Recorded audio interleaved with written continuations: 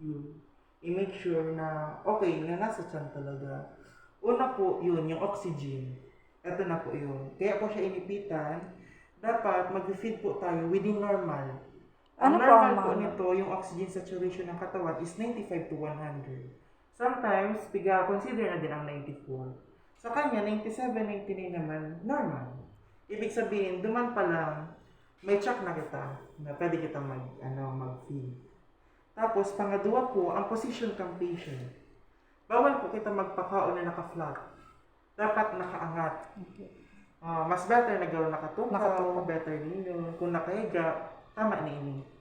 Araw po ka nakusin. Basta wag lang nakahiga. Okay. Reason, kasi hindi siya mag-flow diretso sa stomach tapos pwedeng ma-aspirate ang pasyente. Imbes na pababa, nagduman sa baga. Another problem na naman yun. Pwedeng magtas ng aspiration. Ang na-aspirate, nadidipisilan maghamos. Ngunyan, ayan. Sige po, obo lang sa. Ngunyan, ang pag-check naman po kayo ng NGT, kung talagang patent, kay punta kay status quo. Kung iba po kami kaini, okay. Kung wala, mag-provide na lang po kami. Ano po?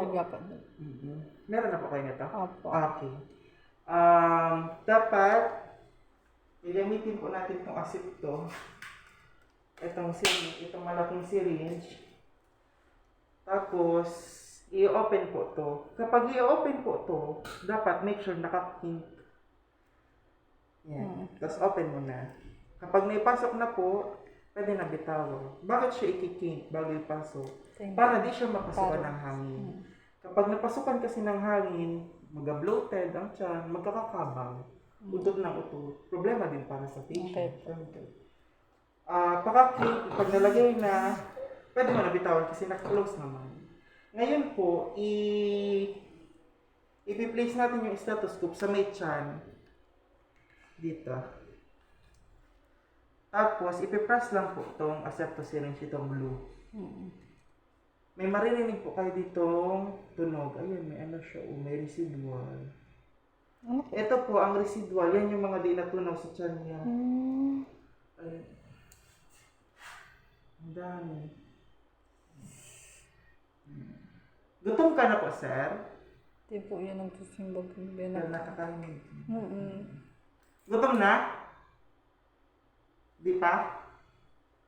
Ito po, ibig sabihin, kapag meron kayo nito, ibig sabihin, nasa tiyan. Kasi nga, may residual siya. Yung mga nasa tiyan niya to. Ubayin lang natin. Pattern naman, may tunog po. Ang sisiguraduhan talaga, kahit madam naglagay niya, yung tunog. May parang gargle sound siya. Parang nagbubudog-budog. Pag araw po ka to? Pag igong araw kayo itong tanong, very good. Pero kung wala, huwag kayo mag-feed. Oo, kung may kakilala kayong nurse na taga doon sa inyo, kapag wala kayong narinig, kung di kayo sigurado, tapos kapag tigpras na matigas to, huwag kayo mag-feed. Okay po. Ipacheck nyo sa nurse. Ano po, para sigurado. Ay, pag ano po, palanso, sa digdibaga po, bakong normal, di po pwede kayo mag-feed. Yes po, kapag less than 93. Di bawal po. mag-feed. Yes Okay po. po. Every, ano po talaga, every ilang hours po, pwede magpa... Ang pagpapakain po, every 4 hours. Ayun, meron mga residual.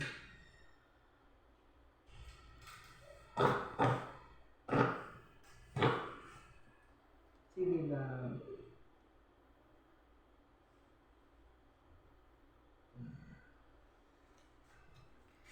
Itapon ko po muna itong nandito. Kasi po. Tapos pagtatanggalin po siya, kink ulit, sa kanya po i-close.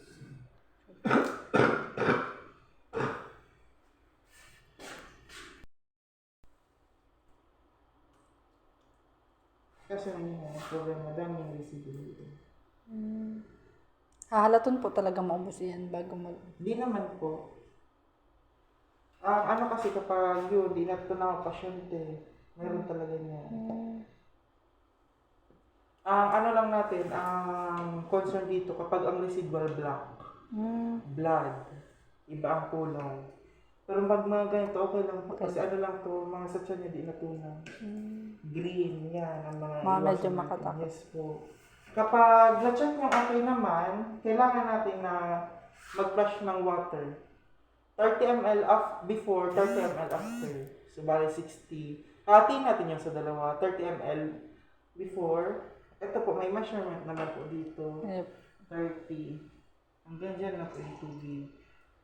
Reason naman po kung bakit natin kina-check ng water, saro siya sa pag-check kung patent talaga. Kasi kung hindi siya patent, pag naghamo siya, masubusubi. Kapag nasa baga, mag-budog-budog din yan. Pero kapag nasa check, madara-diretso po yan. Pagbaba. Okay po. Dara-diretso. Ibig sabihin, nasa tiyan. Kapag ganun, proceed tayo sa feeding. Okay po. Kapag nasa baga, kasi nagkadahamos niya, mabubble siya. Sabihin, pwede pong sala si position Yes niya. po. Pag ganun, wag na kayo Okay mag-feed. po. Tapos nun yan, ang sunod na po, ito na, yung pagkain na. Okay na po, nadara-diretso na yung una. Yes po, diretso na yan. Hanggang maubos na ang Okay pagkain. po. Tapos, natatapusin natin to. Ang pagpakain pala ma'am na sa NGT, may may kilocalories na sinusunod. Depende kung ilan ang nutrition na kailangan ng pasyente. Sa ngayon po, 180 kilocalories kay sir, i-divide po natin siya kung ilang beses magpakain sa isang araw. So every 4 hours, meron tayong 6 times magpapakain. So 1/8 divided by 6, meron tayong 300. So every feeding po, 300 ml Okay. ng ganitong osterized. Osterized food po pala to.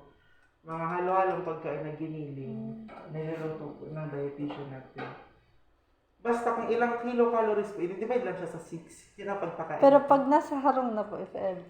Pwede kayo magpaturo sa dietitian natin dito sa DDH. Okay. I-advise naman kayo ng mga ilang kunwaring itlog, ilang ganitong apple, ilan na... Ibig sabihin po, pwedeng magpainom lang. Nag-blend kaming orange, gusto nyo kunwari mag-blend ng apple. Oo, may araw kayo. Ito na yun. Sige po.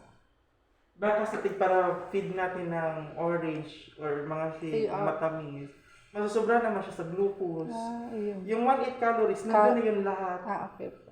Na kailangan ng nutrition food. Pero depende pa din sa dietitian kung ano ang i-advise nyo. Mas better na sila tanongin niya po. Sige. Huwag niyo po pala madamhayaan na maubusan. Kasi pag naubusan niya, magkakagap ng air, yun na naman niya, ang sabi ko, baka magkakabag ang pasyente. Kaya pag maubos na king, tapos lagay ulit. Dira-diretso na. Busog na, sir! At least, medyo difficile na kaya talaga pakaunan si Kuya. Kaya... Ang ano lang, sir, wag magbubunot ng NGT. Ano po? Para di na tayo maglagay-lagay kasi masakit din talaga siya. Hanggang maubos po natin ito. Ngayon naman, ang nangyayari ma'am, may mga gamot na kailangan isabay. Hindi naman siya nakakalunog. Ang gagawin natin, dudurugin. Make sure na pag dinurog niyo po yung gamot, mash na mash. Durog na durog. Ang problema kasi kapag di siya nadurog, babarayan dito. Magkakaproblema kayo niya. Di nyo na naman kung ano yung gagawin. Ngayon po, pag na-mash nyo, tunawin nyo muna sa mainit na tubig. Okay po. Make sure na talagang na-dilute siya, natunaw talaga siya. Tapos pag na-dilute nyo na, pwede nyo na ihalo sa gamot. Tigalop, actually may anti-seizure tong gamot. Itong tabletas, yung levetiracetam. Mash ko na siya. Sinabay ko na digdi, pang 8 p.m. kasi. Paubos na, sir. 8, 9, 10, 11, 12 midnight naman. Yung Pag-arab po kayo ng 12. Pag-arab bukan, maduman na lang. Ako na mismo po ang maduman sa baba. Ngayon na-admitted po kayo, nurses mo na magpapakain. Okay po. Pag sa bahay. Pero kung gusto niyo po matry na habang nasa hospital pa kayo para mag-aid kayo ng nurses, pwede na kayo mag-volunteer na. Pwede po kami mag-feed, bantayin niyo kami. Sige po. Kung may mali po, pasabi sa amin, i-check niyo po kami para matry na po din kayo. Para pag sa bahay, din na kayo mabibigla. Kapag paubos na po, 30 ml na water. Yung 30-30 po, baga before and after.